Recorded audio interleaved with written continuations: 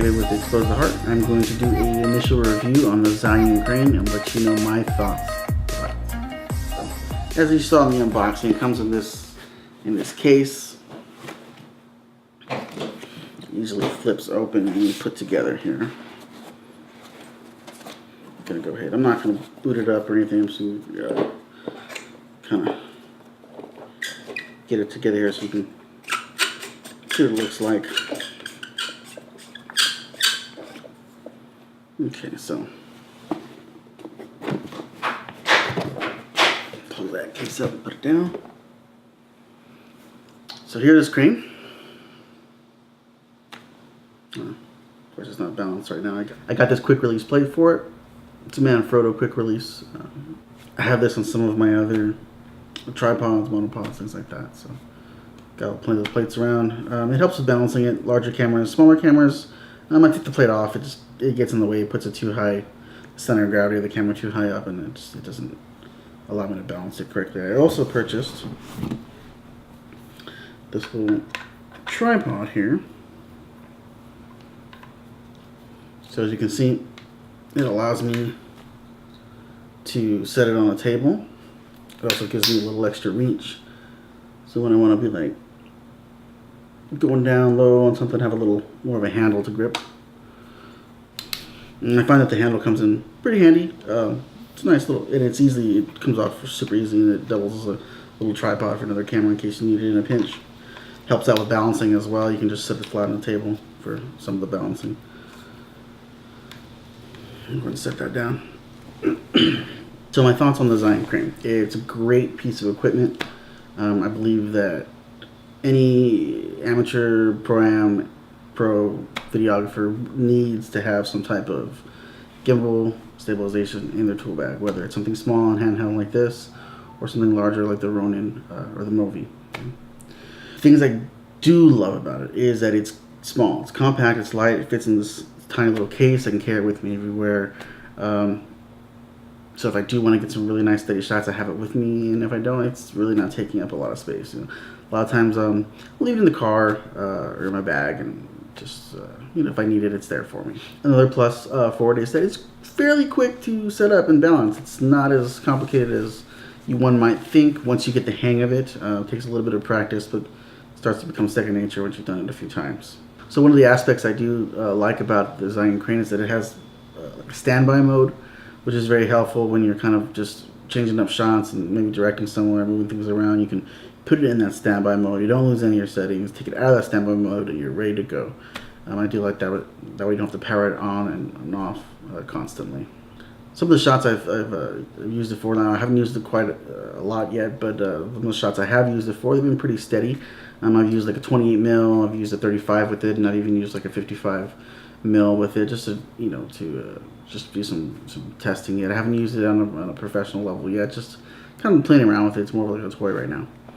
The companion app that comes with it, it's relatively helpful. It's a little confusing the way it's set up. I've been able to control it and do some minor tweaking with it, but Zhiyun definitely needs to step up their game on that app because it's kind of a mess a little, to be honest.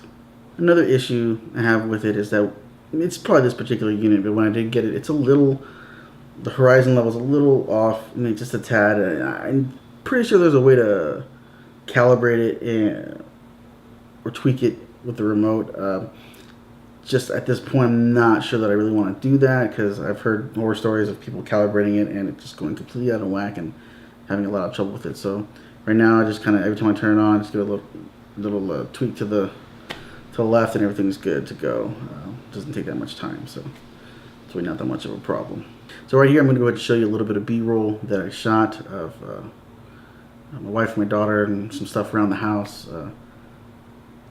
I use a variety of lenses. I used a 28 millimeter, 35, and I shot a little bit with a 55. Now I do have to say the 55 was a little bit harder to work with. It had to be a little bit more steady because it is a longer focal length, and I had to really just watch myself when I was walking and whatnot. I mean, it was able to compensate, but if I were to walk too fast, you would see some type of movement going. And I'm not sure if that was because initially, you know, I just learned how to balance it if there's maybe a balance issue, but that is something I noticed with a 55mm focal length on the Zhiyun Crane. Most of the shots I shot with this, if not all the footage you're going to see, I believe all the footage you're going to see was shot on an A7, Sony A7 series camera, Mark II, I think. That's kind of our family camera that I used to like take around with us and take pictures and videotape, as well as the RX100 Mark V.